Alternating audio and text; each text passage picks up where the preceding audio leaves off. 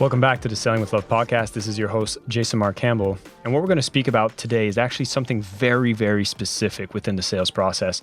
And I thought it'd be a very interesting insight for those of you particularly who might not be familiar with sales. This might be a term you've never heard of before, but it's something that's so powerful and underutilized in most sales conversations that I want to make sure that I get to make anyone who isn't aware of this technique to finally know that it exists. And for those who are in sales, this will be a powerful reminder of why this is such an important step. And if you're like me, this might be something you're already doing subconsciously. But again, being unconsciously competent is not as powerful as being consciously competent, which is why we should always analyze ourselves, improve ourselves, and discover what is it that we do that really brings in results. And the concept I want to cover today is actually called a trial close. Closing techniques is one of the most sought after techniques when it comes to sales. And so many of us are feeling that, oh my God, if only I could learn to close. It seems so intimidating. You know, you can go through an entire sales process, maybe doing an assessment of needs. Maybe you're trying to discover a bit more about what the problem is, understand their situation. But then you have to get to a point where you have to ask for the credit card number, or you need to get to making sure that they're willing to sign a contract. That part of the sale called the close is usually where heart rate starts racing and anxiety might kick in. But it shouldn't be that way.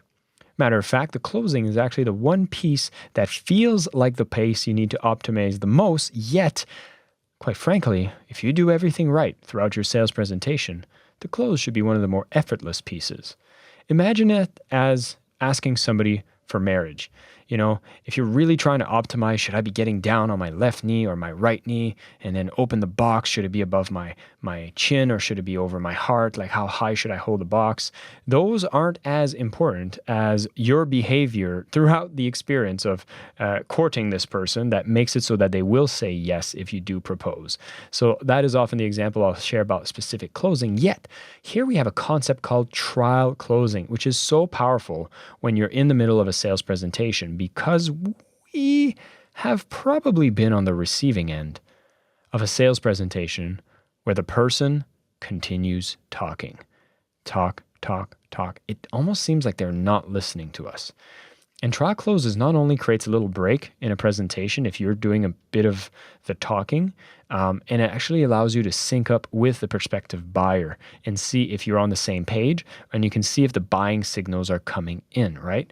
And so I'm going to give you 3 great techniques that are going to be able to be used through your sales process that can really increase what are going to be the chances of them wanting to move forward. Because if you move forward without using these techniques, you might realize that you are going at it a very different way. Now, if you want to go and perform trial closes, what it is, it's an interrupt within your sales presentation where you will ask a feedback and you will actually ask for a smaller commitment so that you get an understanding if the person is still excited about moving forward or you need to go and address some objections in the process. If you're in the middle of your presentation and you've shared a lot of benefits and features, you've asked them a few powerful questions, and you're about to present your solution, using things as a trial close, especially towards the end of the conversation, isn't just about saying, do you want to buy now? Which could be a little forward if you're not completed with your presentation, but you get to make some adjustments. So one of those techniques is actually the assumptive close. This is a way that when you're seeing that the person might be showing some interest of possibly purchasing, you would use language and make affirmative statements so that you can see if they're still on board with you. So you've maybe explained a few features about your product saying, you know, we work together, say for 6 weeks, we start to really dig down into what are the things we need to change. I hold you accountable to the change that need to happen.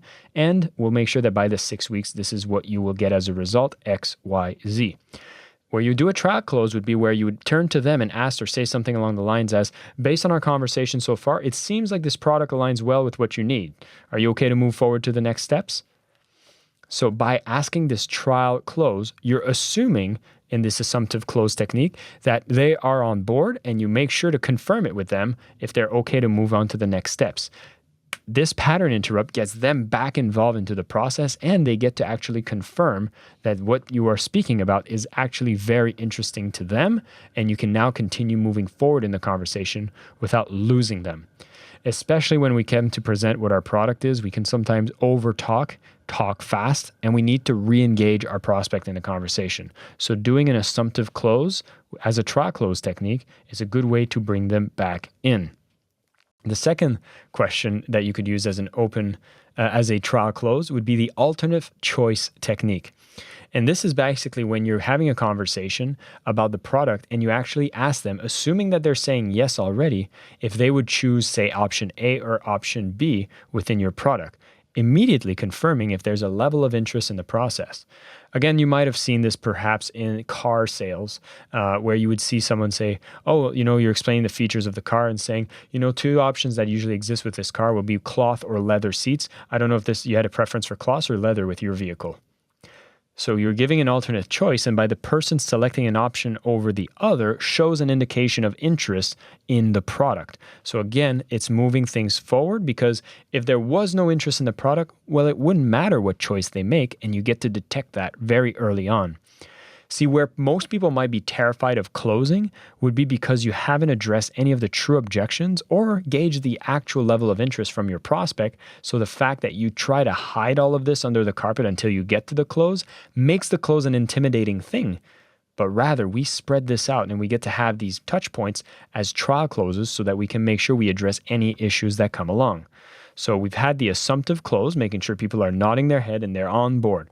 We have the alternative choice technique, which is having two options. And this could also be, talking about if they want to have a basic or premium package, or maybe it could be saying, we often have different levels of commitment when it comes to time, where you're looking to work with a coach for 6 months, 3 months, or perhaps even a year. Did you have a timeline in front?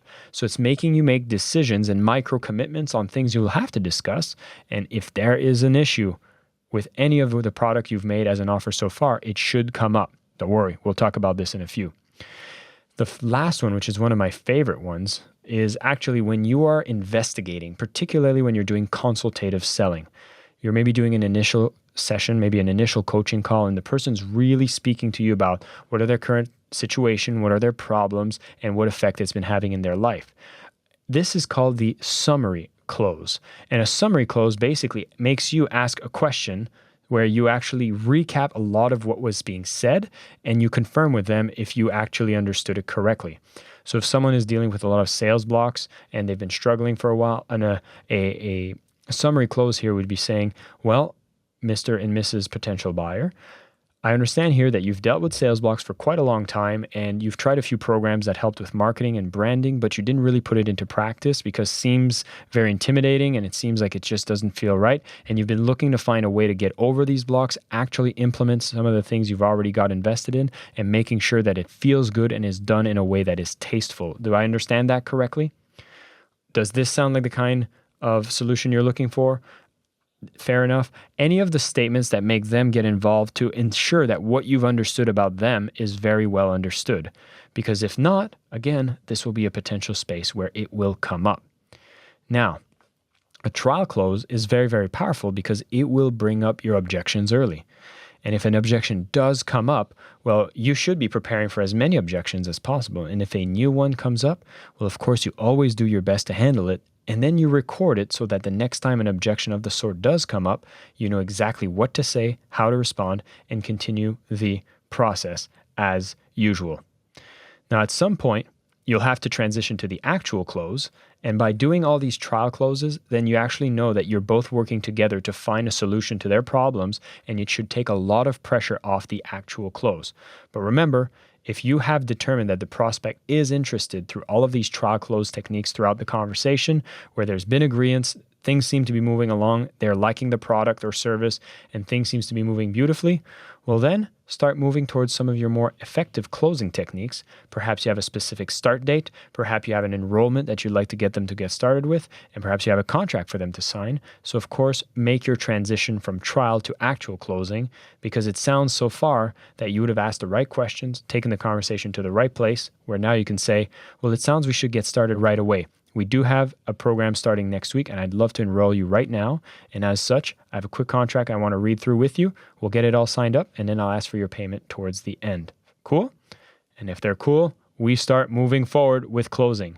Again, create some of that urgency, use the trial closes throughout the conversation, and be more effective in communicating with your prospects so they can become your buyers.